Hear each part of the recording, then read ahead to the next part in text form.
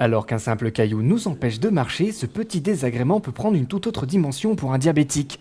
La perte de sensibilité et l'obstruction des artères du pied rendent toute plaie, aussi superficielle soit-elle, très dangereuse. Ces plaies de pied, ce problème de plaie diabétique va survenir quand on va avoir certaines complications qui sont d'une part la neuropathie dont je vous parlais, c'est-à-dire ce trouble de la sensibilité qui font que les patients diabétiques qui ont cette neuropathie vont moins bien sentir, donc ils vont par exemple pouvoir se blesser sans le sentir et ça va entraîner la problématique de constitution d'une plaie parce que nous, quand on a une bonne sensibilité, si on a un caillou dans la chaussure, si on a une petite plaie, on va la sentir, on va tout de suite se soigner.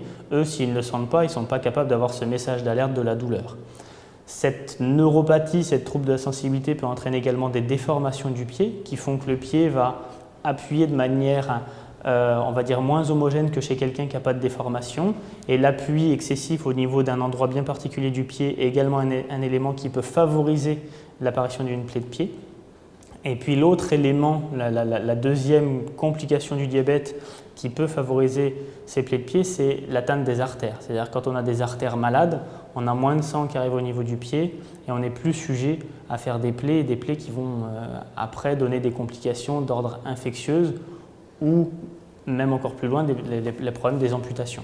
La prévention joue donc un rôle important pour le diabétique. La tâche du médecin sera d'éduquer le patient à prendre soin de ses pieds, mais également à bien choisir et inspecter ses chaussures. Globalement, le traitement il va passer par plusieurs choses, mais l'objectif quand il y a une plaie, ça va être d'essayer de la faire cicatriser.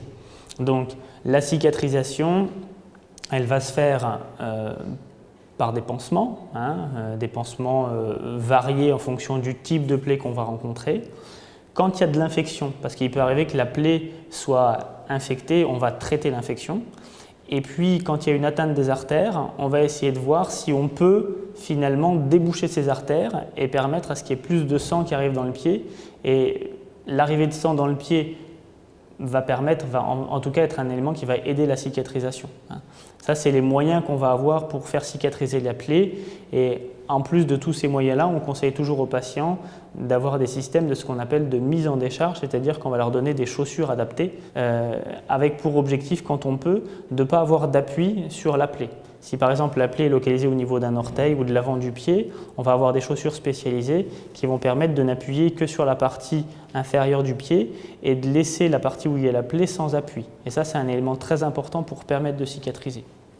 Malheureusement, il y a des situations où, quand on a fait tout ça, on n'obtient pas de cicatrisation de la plaie, ou les gens arrivent trop tard et il y a finalement des fois plus grand chose à faire, et c'est là qu'intervient l'amputation, qui peut être une amputation qu'on appelle minime, c'est-à-dire on va amputer un orteil et puis après on va réussir à faire cicatriser les choses, mais il peut y avoir des amputations plus graves, comme des amputations au milieu du pied ou des amputations au niveau de la jambe.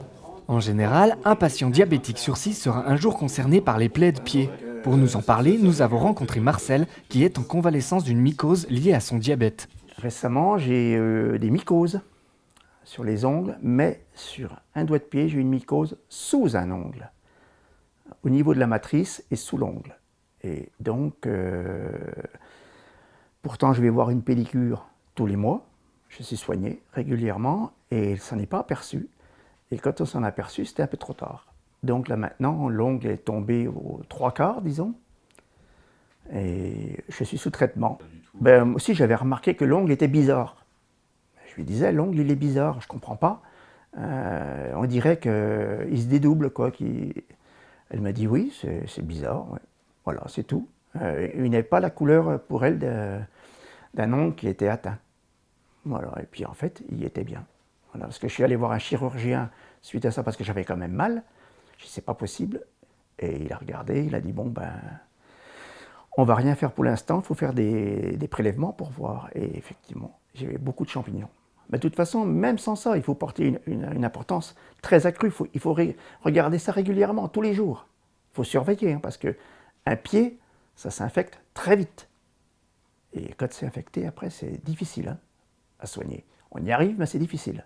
Bon, là, ça c'est en bonne voie, mais c'est pas fini encore. Hein. Une réaction? Un témoignage?